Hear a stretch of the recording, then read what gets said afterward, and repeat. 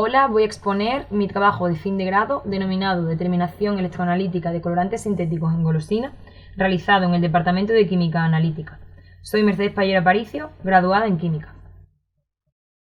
El trabajo está estructurado en 3 partes: introducción, desarrollo y conclusiones. Introducción. ¿Qué es un aditivo? Es una sustancia que no se ingiere o consume habitualmente como un alimento, tenga o no valor nutritivo, sino que se le añade a este para mejorar su color, olor, sabor, entre otros aspectos. Además es añadido en las etapas de fabricación, preparación, transporte, tratamiento, envasado, etc. La EFSA, para facilitar el uso, etiquetado y reconocimiento internacional de los aditivos, se nombran mediante un código compuesto por la letra E, que indica que pertenecen a la normativa europea, seguida de un número.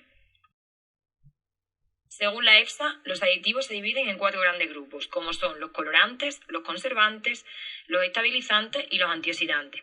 Las demás categorías o subcategorías, como pueden ser algunas de las que están escritas como emulgentes, acidulantes, gasificantes, etc., son provisionales y se modifican frecuentemente. A continuación vamos a centrarnos en lo que es un colorante, que según los reglamentos lo describen como una sustancia que da color al alimento o que le devuelve su color original. No se consume como tal, es decir, como un alimento, ni se emplea como un ingrediente característico de ello.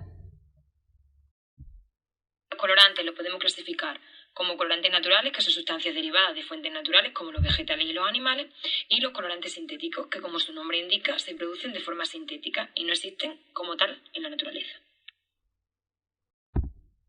Dentro de los colorantes naturales vamos a ver algunos ejemplos que seguro que nos suenan. Tenemos el E140, que es la clorofila o clorofilina.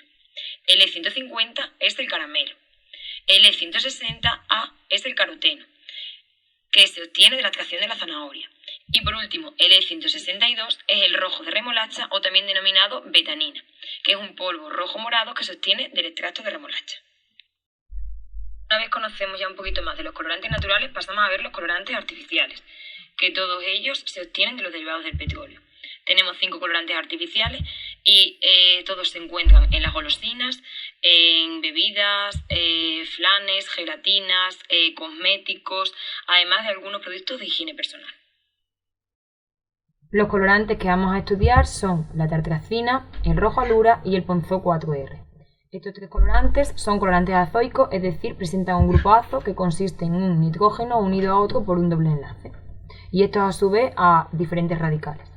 Estos 3 colorantes se presentan en la mayoría de las golosinas, se distinguen con respecto a los tintes naturales y sus posibles efectos secundarios son el asma, el trastorno por déficit de atención e hiperactividad, alergia y o urticarias. ¿Qué es el TEDA? Pues el trastorno por déficit de atención e hiperactividad es un problema de salud que suele aparecer en la infancia. Normalmente suele aparecer a partir de los 7 años y está clasificado como un trastorno de conducta. Actualmente no se conocen las causas de su aparición y los síntomas suelen ser problemas de relación social y rendimiento escolar. Existen varios tipos de TEDA. Suele ser el que va ligado a la hiperactividad e impulsividad, el que va ligado a la falta de atención, o un TEDA combinado, es decir, una combinación de los 2 anteriores. Bueno, pues también tenemos que hablar que hay un TEDA infantil y un TEDA adulto. Las diferencias entre ellas son las que se pueden mostrar en la pantalla. El colorante E133 también se encuentra en la mayoría de las golosinas.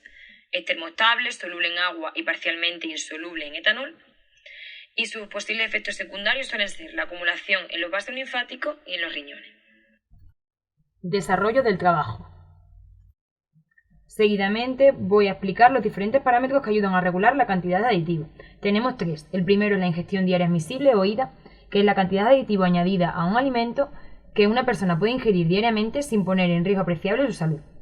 Luego tenemos la ingestión diaria admisible, no especificada. Como su nombre indica, es innecesario especificar, debido a que es una expresión que se aplica a aquellos aditivos de baja toxicidad.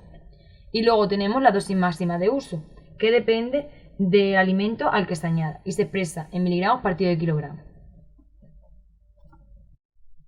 A continuación vamos a ver las golosinas que contienen este tipo de colorante y la información sobre su composición. Tenemos golosinas con rojo alura, con ponzó 4R, con tartrazina y con azul brillante.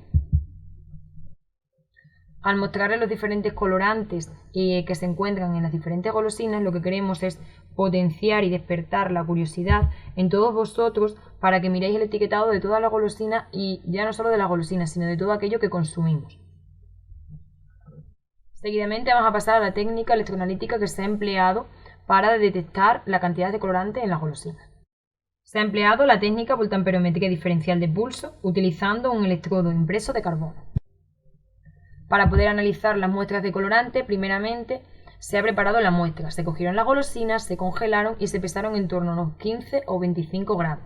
Estas fueron trituradas y se realizó una disolución de ellas. Posteriormente se prepararon diferentes disoluciones que fueron registradas y cuantificadas en el aparato empleado. En esta diapositiva podemos observar la señal que se produce en el aparato empleando la técnica electroanalítica al añadir las diferentes disoluciones de las distintas golosinas. En esta gráfica se muestran en el eje de ordenadas las distintas golosinas que se han analizado y en el eje de abscisas los miligramos de colorante por gramo de muestra. Podemos observar que el rojo alura se encuentra en la mayor parte de las golosinas y por lo tanto el más empleado actualmente, y que por ejemplo existen algunas golosinas que solamente presentan tartrazina como único colorante.